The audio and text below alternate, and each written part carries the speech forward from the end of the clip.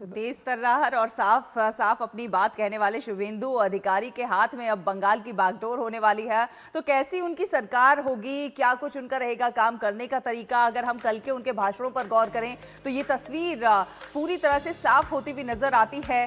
विधायक दल की बैठक के बाद अमित शाह ने जब उनके नाम की घोषणा की तो उसके बाद शुभेंदु ने भी अपना पूरा नजरिया सबके सामने रख दिया। उन्होंने आखिर क्या क्या कहा? उन्होंने कहा कि पश्चिम बंगाल में डर का जो युग है उसकी समाप्ति हुई है और अब भरोसे का दौर आ गया। साथ ही उन्होंने कहा कि राज्य में नई और पहली भाजपा सरकार सामूहिक नेतृत्व के सिद्धांत पर काम करेगी, यानी कि सबका साथ सबका विकास। पार्टी के चुनावी घोषणा पत्र में किए गए सभी वायदों को पूरा किया जाएगा और लोगों की आकांक्षाओं को पूरा करने के लिए केंद्र सरकार के साथ वो समन्वय को लेकर आगे काम करते रहेंगे। उन्होंने केंद्र सरकार और राज्य की नई भाजपा सरकार के बीच समन्वय की जरूरत पर भी जोर दिया। शुभेंदु अधिकारी ने कहा कि तृणमूल सरकार के दौरान भ्रष्टाचार और महिलाओं के खिलाफ अपराध के आरोपों में जांच होगी। संदेश खाली और आरजीकर केस की जांच के लिए आयोग बनेगा और जिसकी अध्यक्षता रिटायर्ड जज करेंगे।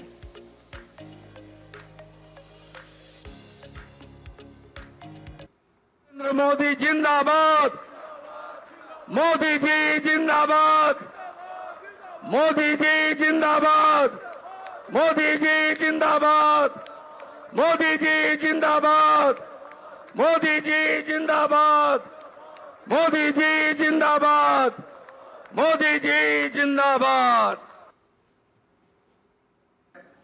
সন্দেশখালী থেকে আরজিকর হয়ে যত মা বোনেদের উপরে কন্যাদের উপর অত্যাচার হয়েছে তার কমিশন বসবে এবং যারা অভিযুক্ত তাদের বিরুদ্ধে ব্যবস্থা নেওয়া হবে। মাননীয় অমিত শাহজি চার্জশিট প্রকাশের দিন ঘোষণা করেছিলেন তাদের বিরুদ্ধে রিটায়ার্ড জাজকে দিয়ে কমিশন বসানো হবে এবং উপযুক্তভাবে আপনাদের সরকারি অর্থ যারা নয়-ছয় করেছেন তাদের বিরুদ্ধেও আমরা ব্যবস্থা নেব। तो सौरभ दत्ता कोलकाता से जुड़ रहे हैं हमारे साथ ज्यादा बातचीत के लिए और किस ताजा अपडेट उनसे ले लेते हैं। सौरभ, आज पश्चिम बंगाल जो है उसकी राजनीति में एक बहुत बड़ा दिन है क्योंकि एक बड़े बदलाव की जो है बानगी वहां देखने को मिल रही है। किस तरह की तैयारियां हैं? देखिए, आज जो शपथ समारोह অনুষ্ঠান होने वाला है वो भाजपा के लिए काफी अहम है क्योंकि ये श्यामा प्रसाद मुखोपाध्याय का भूमि है और श्यामा प्रसाद मुखोपाध्याय का जन्म भूमि है, उनका अपना राज्य भी है और साथ ही साथ पहली भाजपा की सरकार है। तो इसके लिए ही ब्रिगेड को चुना गया है क्योंकि भाजपा का कहना है कि काफी सारी लोगों की जो इमोशंस है, भावना है, वो इससे जुड़ी हुई है।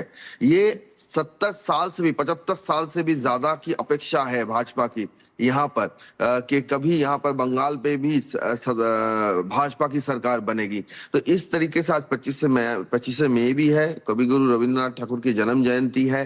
तो उसी को सामने रखकर जो मंच बनाए गए हैं उसमें उसका वो दिखने को मिलेगा कि बंगाल की भूमि पर भाजपा की सरकार बन रही है और वो बंगाली अस्मिता से ही जुड़ी हुई एक सरकार बनने जा रही है। और जैसे कि शुभेंदु अधिकारी ने कल कहा कल उन्होंने कहा कि ये मैं नहीं हम की सरकार बनने जा रही है। ये काफी अहम है बंगाल के लिए क्योंकि पिछले 15 साल ममता बनर्जी की जो सरकार थी वो मैं एक सरकार थी। उनके आगे भी ममता बनर्जी, पीछे भी ममता बनर्जी। यहाँ पे कहा जाता है एक पॉपुलर एक डायलॉग है यहाँ पे कि ममता बनर्जी की सरकार में सिर्फ एक ही पोस्ट है, बाकी सब लैंप पोस्ट है। तो उसके चलते इसे शुभेंदु अधिकारी का कहना है कि हम की सरकार होगी। इस हम में सिर्फ भाजपा के मंत्री, भाजपा के कार्यकर्ता नहीं जुड़े हैं, इस हम में सारे बंगाल जुड़ा हुआ है और इसी के लिए सिर्फ युवा, महिलाएं, बुजुर्ग सबकी जो उम्मीदें है भाजपा की सरकार से, कि विकास की जो उम्मीद है, बेरोजगारी को मिटाने की जो उम्मीद है, महिला सुरक्षा को सुनिश्चित करने की जो उम्मीद है, घुसपैठियों को निकाल बाहर करने की जो उम्मीद है, जो डेमोग्राफिक चेंज हो गया है बंगाल का, उसको सुधारने की जो उम्मीद है, कानून व्यवस्था को सुधारने की जो उम्मीद है, ये हम में ये सारी बातें जुड़ी हुई जी। है। और जितना अभी पता चल रहा है कि आगे चलकर भी ये देखने को मिलेगा, क्योंकि शुभेंदु अधिकारी ने प्रिलिमिनरी जो स्ट्रेटेजी लिया है कि वो हर 9 बजे कहीं एक जगह पे बैठेंगे, पार्टी के हर कार्यकर्ता से भेंट करेंगे, और आगे चल के एक जनता की दरबार जैसी भी जी। कोई बैठक हो सकता, कोई जगह हो सकती है जहां पे जनता खुद सीएम से जी। भेंट कर सके। जी। आगे चल के इन सारी बातों का और ज्यादा खुलासा होगा। जी। और अभी तो देखना ये भी है कि कौन कौन बाकी पोर्टफोलियो जी। किस किस को सौरभ, मिलता है यही पोर्ट सवाल मिनिस्टर था पे। मेरा कि किस तरह से जब पश्चिम बंगाल के जो विधानसभा चुनाव हुए उसमें शुभेंदु अधिकारी धुरंधर साबित हुए, सिकंदर साबित हुए, ऐसे में उनके मंत्रिमंडल के वो चेहरे कौन से होंगे? क्योंकि जिस तरह की चुनौतियां सरकार चलाने की रहेंगी आगे, उसमें उनका मंत्रिमंडल किस तरह उनका साथ देता हुआ नजर आएगा? देखिए, ज्यादातर देखा जाता है कि जब मुख्यमंत्री का चुनाव हो जाता है, जो राजभवन में जाकर जब कल शुभेंदु अधिकारी ने जैसे अपने मंत्रिमंडल का लिस्ट तालिका जो जमा किए हैं, उसके बाद जाना जाता है कि सबके पास फोन आ जाता है कि आप तैयार रहिए, कल आपको शपथ लेना है। क्योंकि तो कल देर रात तक किसी के पास फोन गया नहीं, क्योंकि ये भी माना जा रहा है कि ये भी एक सरप्राइजिंग एलिमेंट है। अगर रात तक पहुंच जाता तो सुबह तक उसका खुलासा हो जाता था कौन कौन मंत्रिमंडल बनने वाले हैं।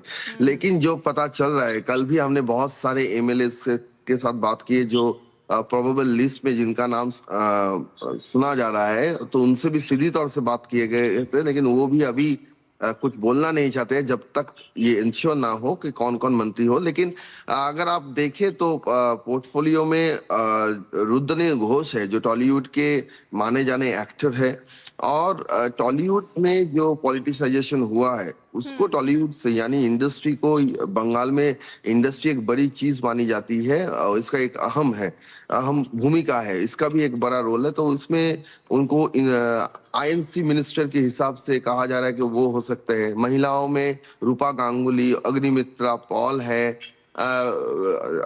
संदेश खाली आंदोलन के जो मुख्य रह चुके रेखा पात्र,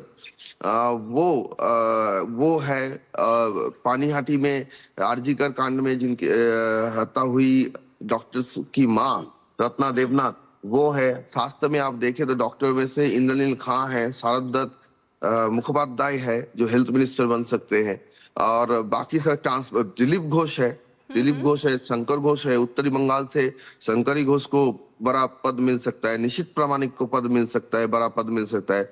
एससी एसटी कम्युनिटी से भी ठाकुरबाड़ी से जो है, जो मतुआ कम्युनिटी से आते हैं, सुब्रत ठाकुर, सोमा ठाकुर, उनका एक रिप्रेजेंटेशन होगा। तो सब मिलाकर, ये भी कुल कहा जा मिलाकर रहा है सौरभ कि महिलाओं को भी जो है कुछ बड़ी जिम्मेदारी दी जा सकती है इस मंत्रिमंडल में।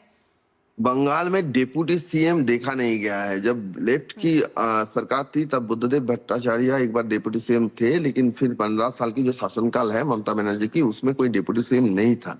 लेकिन यहाँ पे माना जाता है कि यहाँ पे डिप्टी सीएम भी हो सकता है, लेकिन उसमें भी एक क्वेश्चन मार्क है, क्योंकि शुभेंदु अधिकारी की जिस स्टेचर के नेता है उसके साथ साथ डिप्टी सीएम कौन बनेंगे, ये भी एक बड़ी बात है। तो इसके लिए भी देखना पड़ेगा कि आगे चलकर महिलाओं के रिप्रेजेंटेशन की निश्चित करने के लिए भी बात ये सुनी जा रही है कि एक महिला उप मुख्यमंत्री हो सकते हैं। लेकिन सब में एक बड़ा क्वेश्चन मार्क है। धीरे धीरे और 1-2 घंटे में आशा करते हैं कि इन सारी बातों का खुलासा होगा। बिल्कुल, कुछ देर में सारी बातों का खुलासा होता हुआ नजर आएगा। वही भाजपा का ये नीति है कि सस्पेंस बनाए रखते हैं एंड तक। बिल्कुल। और अगर इसी सस्पेंस की बात की जाए तो किस तरह से और किन बातों को ध्यान में रखकर ये जो सरकार चलाने का विजन रहेगा शुभेंदु अधिकारी का, वो विजन किन तमाम एजेंडाज के इर्द गिर्द घूमता हुआ आपको नजर आता है? क्योंकि आप लगातार सौरभ ग्राउंड पर रहे, चुनाव से पहले भी, चुनाव के बाद भी, तो ये विजन क्या कहता है? देखिए, संकल्प पत्र में जो बातें कही गई है, कल भी ये मेंशन किया गया है कि संकल्प पत्र को पहले उसमें जो कमिटमेंट है उनको पूरा करने की पूरी कोशिश होगी। जैसे कि आयुष्मान भारत अभी तक यहाँ पे चालू नहीं हुआ, हो सकता है आज शपथ ग्रहण के बाद एक कैबिनेट हो, कैबिनेट से इसके बारे में एक सिद्धांत लिया जाए। आप देखें तो जो महिलाओं के सुरक्षाओं के जो मामले हैं, जो केसेस हैं, उनके एक कमिटी, जांच कमेटी गठन किए जा सकते हैं।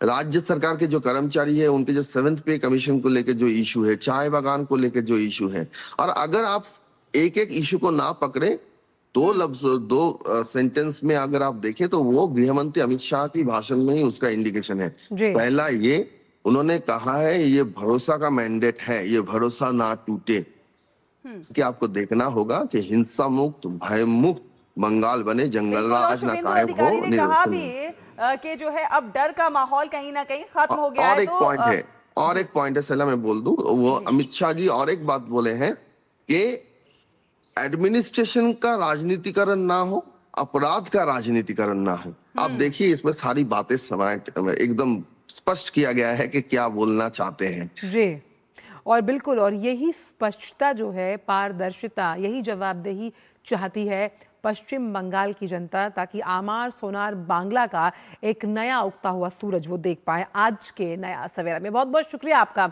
सौरभ। आगे तो आपसे लगातार आज इस बड़ी खबर पर हम चर्चा जारी रखेंगे।